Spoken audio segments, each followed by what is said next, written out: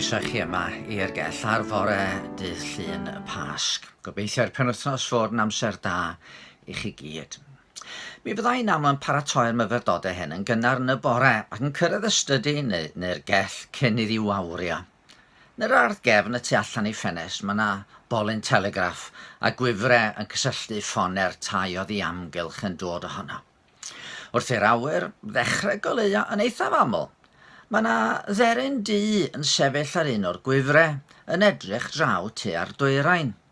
Fel pe bai'n disgwyl am yr haul. Disgwyl mewn gobaith y bydd y wawr yn torri, neu disgwyl mewn ffydd. Mae'n hawdd iawn gadael ein dychymyg grwydro a phriodoli teimladau tebyg i'n rhai ni i'r adar neu'r anifeiliaid. Ac eto, fedra i ddim ond meddwl mae disgwyl am y dydd y mar fwy alchen. Pan aeth y gwahanol gymeriadau draw at fedd Iesu fore Sul y Pasg, o'n i ddim beth oedd yn i calonau. Pan ddoth Mair Magdalen a'r gwragedd eraill draw, doedd dim llawer o ffydd y bydden nhw'n cyfarfod Iesu byw yna. Doedd nhw'n disgwyl darganfod mwy na chorff marw, a hwythau yno yn dod i dal i'r gymwynas i eneinio'r corff y ddain pydryn ar y 10 yn yr ogof. Wedi 3 blynedd pryd roedden nhw wedi profi rhyfeddod o gael Iesu'n llenwi bywydau. Doedd y wawr ddim yn cynnig rywobeth mawr iddyn nhw. Ac eto, fedren nhw ddim jyst anghofio a mynd yn ôl i'w hen fywyd. Mi fyddai'r haul yn codi, ond mi fyddai'r tywyllwch yn eu calonnau'n llethol o hyd oedden nhw'n meddwl. Mynd heb edrych ymlaen oedden nhw i gyflawni i dyletswydd.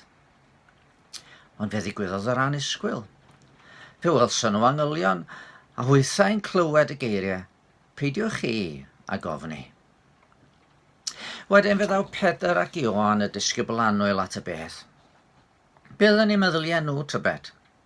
Fe sonir y dyddiau hyn am PTSD, Post-Traumatic Stress Disorder, a tydw i ddim am lleihau ar ofid y rhai sydd yn dioddau o'r cyflwr difrifol hwn.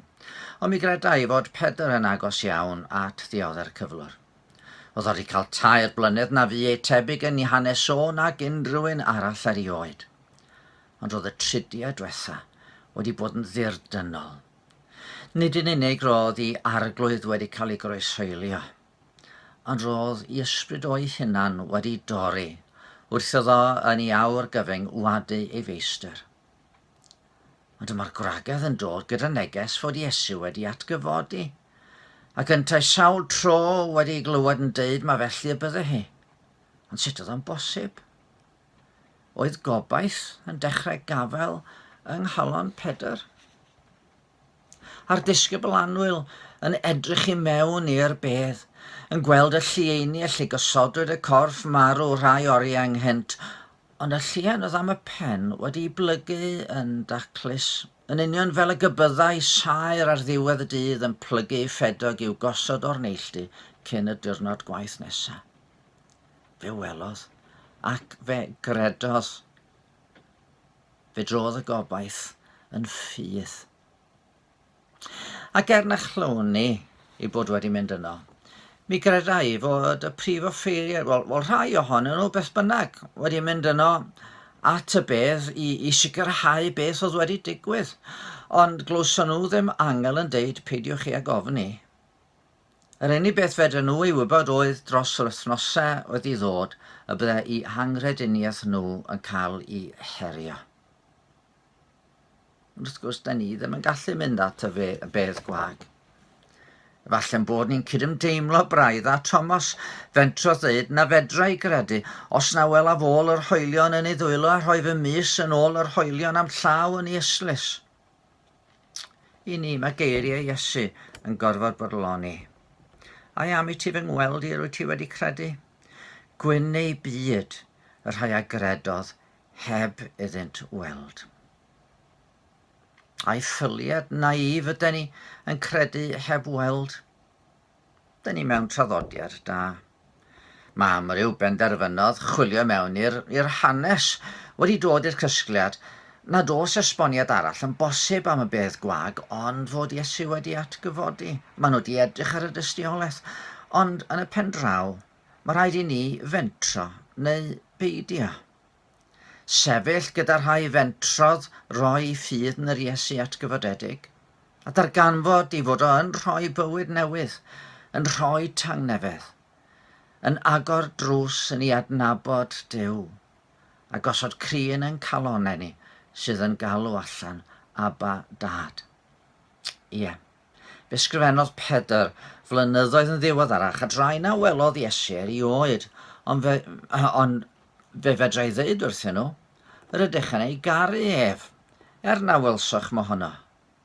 Ac am eich bod yn awr yn credu ynddo, heb ei weld, yr ydych yn gorfoleddu a llawenydd anrheithadwy a gogoneddus wrth I chi fedi ffrwyth eich ffydd, sef iechawdwriaeth eich eneidiau. A dyna'n braint ni. Ond I bai yn bod ni am sefyll efo Peilat, Caiaffas, a'r cynllwynwyr na fynent gydnabod yr arglwydd Iesu. Gadwch I ni weddio. O Dduw yn tad. A nynne wedi cael cyfle I gofio unwaith eto fod yn Iesu ni yn Iesu byw. I fod wedi mynd dan felltith y groes mwyn atgyfodi'r trydydd dydd a rhoi gobaith I bawb sy'n rhoi ffydd ynddo fo. Helpa ni fod yn bobl y ffydd, yn bobl y goleuni, yn bobl sydd heb weld Iesu ac eto sy'n ei garu, ac felly yn profi'r llawenydd anrheithadwy hwnnw'n yn calonnau o dy gael di yn dad. Amen.